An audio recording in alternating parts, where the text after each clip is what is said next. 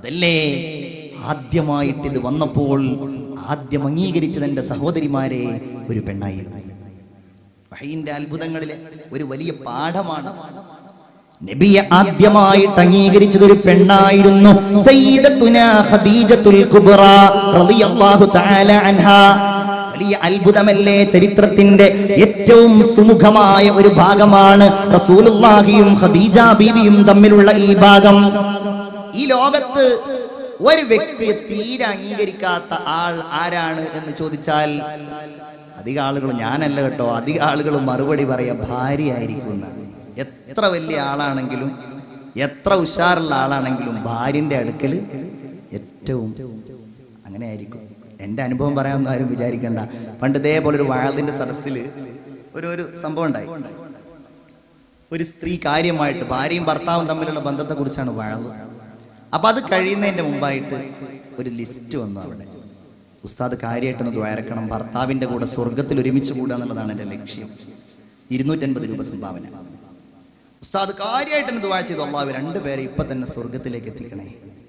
ദുആ ചെയ്ത് എല്ലാവരും ആമീനൊക്കെ പറഞ്ഞു. എല്ലാവർക്കും ഉറപ്പായി ഇവർ രണ്ടുപേരും സ്വർഗത്തിൽ തന്നെ ആയിരിക്കും. ഒരു 10 മിനിറ്റ് കഴിഞ്ഞ് ദുആ അവസാനിക്കുന്നതിന്റെ മുമ്പ് 500 രൂപയുടെ വേറെ ഒരു സംഭാവന. ഉസ്താദ് നേരത്തെ ചെയ്ത ആ ദുആ സ്വീകരിക്കാതിരിക്കാൻ വേണ്ടി ദുആ ചെയ്യണം. ഞാൻ ആ പെണ്ണിന്റെ ഭർത്താവാണ്. ദുനിയാവ് തന്നെ എങ്ങനെയാണ് ജീവിച്ചു പോകുന്നതെന്ന് അറിയില്ല, ഇനി ആഖിറത്തിൽ അവിടെയെങ്കിലും ഒന്ന് രക്ഷപ്പെട്ടോട്ടെ എന്നാണത്രേ ആ സഹോദരൻ പറഞ്ഞത്. അതേപോലെ ആയിരിക്കും പണ്ട് ഒരു വലിയ ഒരു കഥ കേൾക്കുന്നതാണ്. ഉസ്താദുമാരൊക്കെ പറയുന്ന ഒരു സംഭവമാണ്. ഒരു വലിയ എന്ത് കറാമത്ത് കാണിച്ചാലും അതിപ്പോ നിങ്ങളല്ലേ എന്ന് വിചാരിച്ച് ഭാര്യ തീരെ അംഗീകരിക്കൂല. എന്ത് പറഞ്ഞു കൊടുത്താലും അംഗീകരിക്കൂല. അങ്ങനെ ഒരു ദിവസം ഇയാൾ തീരുമാനിച്ചു, ഒരു പുതിയ ഐറ്റം കറാമത്ത് കാണിച്ചു കൊടുത്ത് ഇവളെ എങ്ങനെയെങ്കിലും ഒന്ന് വശത്താക്കണം. അങ്ങനെ ഇവരിങ്ങനെ രാവിലെ മുറ്റടിച്ച് വരുന്ന സമയത്ത് ആകാശത്ത് കൂടെ ഇങ്ങനെ വിമാനം പറക്കുന്നത് പോലെ മൂപ്പരിങ്ങനെ പറന്നു പോയത്. പറന്നിട്ട് അപ്പുറത്ത് ചെന്ന് വീണ് ഇറങ്ങിയിട്ട് ഇങ്ങനെ നടന്നു വന്നപ്പോൾ അവൾ പറഞ്ഞു, ഇതിലെ നിങ്ങൾ കണ്ടോ, ഒരാൾ ഇതിലൂടെ പറന്നുപോയി, അത് നീ കണ്ടിരുന്നോ? എന്നാ ഒരു കാര്യം കേൾക്കണ, അത് ഈ ഞാനാണ്, നിന്റെ ഭർത്താവായ ഞാനാണെന്ന് പറഞ്ഞു. എനിക്കത് കണ്ടപ്പോഴേ തോന്നിയാണ്. കാരണം ഒരു ചെരിവുണ്ടായിരുന്നു ഇങ്ങനെ പറക്കുന്ന സമയത്ത്. അത് കണ്ടപ്പോൾ തന്നെ മനസ്സിലായി നിങ്ങൾ തന്നെ ആയിരിക്കും എന്നുള്ളത്. എന്തൊരു പറക്കലാണ്. പറക്കുകയാണെങ്കിൽ മര്യാദക്ക് പറന്നുകൂടെ എന്നൊക്കെ ചോദിച്ചിട്ട് ആകെ കൊളാക്കി എന്നാണ് കഥ. എന്നാൽ ഇവിടെയാണ് നമുക്ക് മാതൃക ബഹുമാനപ്പെട്ട സയ്യിദത്തുനാ ഖദീജത്തുൽ കുബ്ര റളിയല്ലാഹു തആല അൻഹാ പേടിച്ചവശനായി റസൂലുള്ളാഹി സ്വല്ലല്ലാഹു അലൈഹി വസല്ലമ തങ്ങൾ വന്നപ്പോ, അബ്ശിർ വല്ലാഹി ലഖദ് കുന്തു അഅലമു അന്നല്ലാഹ ലൻ യഫ്അല ബിക ഇല്ലാ ഖൈറാ. പേടിക്കണ്ട നബിയേ, പേടിക്കണ്ട ഭർത്താവേ, അല്ലാഹു നിങ്ങൾക്കൊരിക്കലും ഒരു പ്രയാസവും വരുത്തില്ല എന്ന് പറഞ്ഞുകൊണ്ട് തന്റെ അനുഭവങ്ങൾ മുഴുവൻ റസൂലുള്ള പങ്കുവെക്കുമ്പോ റസൂലുള്ളാഹി സ്വല്ലല്ലാഹു അലൈഹി വസല്ലമ തങ്ങളുടെ ഭയത്തെ, പേടിയെ മാറ്റിക്കൊണ്ട് അവിടുത്തെ കണ്ണുകളിലേക്ക് നോക്കിക്കൊണ്ട് അവിടുത്തെ ഇവിടെ തൊട്ടടുക്കൽ ഇരുന്നു കൊണ്ട് അവിടുത്തെ കൈകളിൽ തലോടിക്കൊണ്ട് ബഹുമാനപ്പെട്ട ഖദീജ റളിയല്ലാഹു അൻഹ പറയുകയാണ്, ആദ്യമായി നബിയുടെ മുഖത്ത് നോക്കി പറഞ്ഞയാൾ, വഅശ്ഹദു അന്നക നബിയ്യു ഹാദിഹിൽ ഉമ്മ അല്ലദീ തൻതദിറുഹുൽ യഹൂദ്. യഹൂദികൾ വരുമെന്ന് പറഞ്ഞിട്ടുണ്ടല്ലോ, ആ നബി നിങ്ങളായിരിക്കുമെന്നാണ് എനിക്ക് തോന്നുന്നത്. അങ്ങനെ റസൂലുള്ളാഹിനെ ഭക്ഷണം കഴിപ്പിച്ചു, നബിക്ക് സമാധാനം നൽകി, റസൂലുള്ളാഹിയെ വീട്ടിൽ കിടത്തി. എന്നിട്ട് വീട്ടിൽ നിന്ന് പുറത്തേക്കിറങ്ങി വഹയിനെ കുറിച്ച് അന്വേഷിക്കാനാണ്. അവിടെ ഉണ്ടായിരുന്നു നീനവ എന്ന് പറയുന്ന സ്ഥലത്ത് നിന്ന് വന്ന ഒരടിമ, അദ്ദാസ് എന്നായിരുന്നു ആ അടിമയുടെ പേര്. അദ്ദേഹത്തിന്റെ അടുക്കൽ ചെന്നു. അദ്ദാസ് ചോദിച്ചു, അല്ല ആരിത്? എന്തിനാണാവോ ഖുറൈശികളുടെ നേതാവായ സ്ത്രീ എന്നിലേക്ക് വന്നിരിക്കുന്നത്? അദ്ദാസേ, ഹൽ ഇൻദക ഇൽമുൻ മിൻ ജിബ്രീൽ, ജിബ്രീലിനെ കുറിച്ച് നിന്റെ അടുക്കൽ വല്ല അറിവുമുണ്ടോ? അദ്ദാസ് പറഞ്ഞു, ഖുദ്ദൂസുൻ ഖുദ്ദൂസ്, പരിശുദ്ധൻ തന്നെയല്ലേ, മഹാപരിശുദ്ധൻ തന്നെയല്ലേ. ആയിഷ ബീവി വീണ്ടും ചോദിച്ചു, അല്ല അദ്ദാസേ, എന്താ ജിബ്രീലിനെ കുറിച്ച് നിനക്കറിയാവുന്ന കാര്യം? ഭർത്താവിനൊരു പ്രയാസം വരുമ്പോ റസൂലുള്ളാഹി സ്വല്ലല്ലാഹു അലൈഹി വസല്ലമയെ സ്നേഹിച്ച് നിൽക്കുകയാണ്, കൂടെ നിൽക്കുകയാണ്. ഇനി ഞാൻ നിങ്ങളെനിക്ക് വേണ്ട, ഞാൻ നിങ്ങളെ ഒഴിവാക്കുകയാണ്, നിങ്ങൾ നാട്ടുകാരെ നന്നാക്കാൻ നടക്കല്ലേ, നിങ്ങൾക്ക് ഇതല്ലാതെ വേറെ പണിയില്ലേ എന്നൊക്കെ ചോദിച്ചുകൊണ്ട് ഭർത്താവിനെ നിരുത്സാഹപ്പെടുത്തുന്ന എന്റെ സഹോദരിമാരെ, വലിയ പാഠമാണ്. എന്താണ് സംഭവിച്ചിരിക്കുന്നത് എന്നറിയാൻ, റസൂലുള്ളാഹിയുടെ കാര്യമറിയാൻ ബഹുമാനപ്പെട്ട ഖദീജ ബീവി കടന്നു ചെല്ലുകയാണ്. അബ്ബാസ് പറയുകയാണ്, ഖദീജ,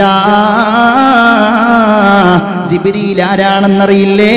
ഇന്നഹു അമീനുല്ലാഹി ബൈനഹു വ ബൈനല്ലാഹി ബൈനൻ നബിയീൻ. നബിമാർക്കും അല്ലാഹുവിന്റെയും ഇടയിലുള്ള ദൂതനാണ് ജിബ്രീൽ. വഹുവ സ്വാഹിബ് മൂസാ വ ഈസാ. മൂസാ നബിയുടെയും ഈസാ നബിയുടെയും സ്വാഹിബാണ്. വറക്കത്തിന്റെ അടുക്കൽ ചരിത്രം അറിയാവുന്നത് കൊണ്ടാണ് ഞാൻ വിശദമാക്കാത്തത്. വറക്കത്ത് ഇബ്നു നൗഫലിന്റെ അടുക്കൽ ചെന്നു. വറക്കത്ത് പറയുകയാ, ഖദീജ, മുഹമ്മദിന്റെ അടുക്കൽ വന്നത് നാമൂസുൽ അക്ബർ, അത് ജിബ്രീൽ എന്നറിയപ്പെടുന്ന മലാഖയാണ്. ബഹുമാനപ്പെട്ട ഖദീജ ബീവി റസൂലുള്ളാഹിന്റെ അടുക്കലേക്ക് വീട്ടിലേക്ക് കയറി ചെല്ലുമ്പോ നബി തിരുമേനി ഖദീജയെ സ്വാഗതം ചെയ്യുന്നത്, ഖദീജ, എനിക്കിതാ വീണ്ടും ജിബ്രീൽ വന്നിരിക്കുന്നു, എന്നോട് ഇത് ലോകത്തോട് മുഴുവൻ പറയാൻ കൽപ്പിച്ചിരിക്കുന്നു. യാ അയ്യുഹൽ മുദ്ദസ്സിർ ഖും ഫഅൻവിർ വറബ്ബക ഫകബ്ബിർ, എന്നിലേക്ക് ഇറങ്ങിയിരിക്കുന്നു ഖദീജ. അതുകൊണ്ട് നിന്നോട് ഞാൻ പറയുകയാണ്, ഇന്നീ റസൂലുള്ളാഹ്, ഞാൻ അല്ലാഹുവിന്റെ റസൂലാ.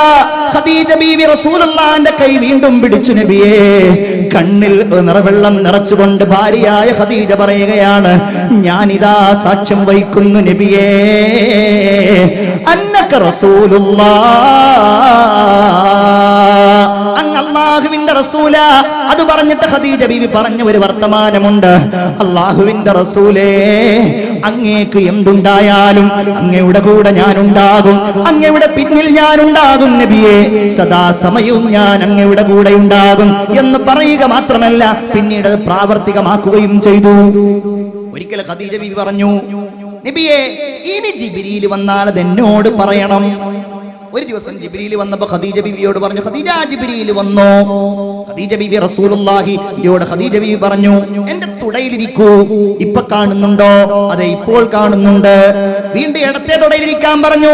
അതറാഹുല്ലാൻ, ഇപ്പൊ കാണുന്നുണ്ടോ? അതെ, ഇപ്പോൾ കാണുന്നുണ്ട്. ഖദീജ ബീവി തന്റെ ആ മേൽ വസ്ത്രം അങ്ങ് മാറ്റി. ഇപ്പൊ ഞാൻ കാണുന്നില്ല ഖദീജ, മുഹമ്മദ് മുസ്തഫ സല്ലല്ലാഹു അലൈഹി വസല്ലം. ഖദീജ ബീവി പറഞ്ഞു, എങ്കിൽ അത് മുഖറബായ മലക്ക് ജിബ്രീൽ അലൈഹിസ്സലാമാണ്. അഷ്ഹദു അല്ലാ ഇലാഹ ഇല്ലല്ലാഹ് അസ്തഗ്ഫിറുല്ലാഹ് അസ്അലുകൽ ജന്നത വ അഊദു ബിക മിനൻ നാർ. ഉറക്കൊക്കെ മാറ്റി വെച്ച് ചൊല്ലൂ, അഷ്ഹദു അല്ലാ ഇലാഹ ഇല്ലല്ലാഹ് അസ്അലുകൽ ജന്നത വ അഊദു ബിക മിനൻ നാർ.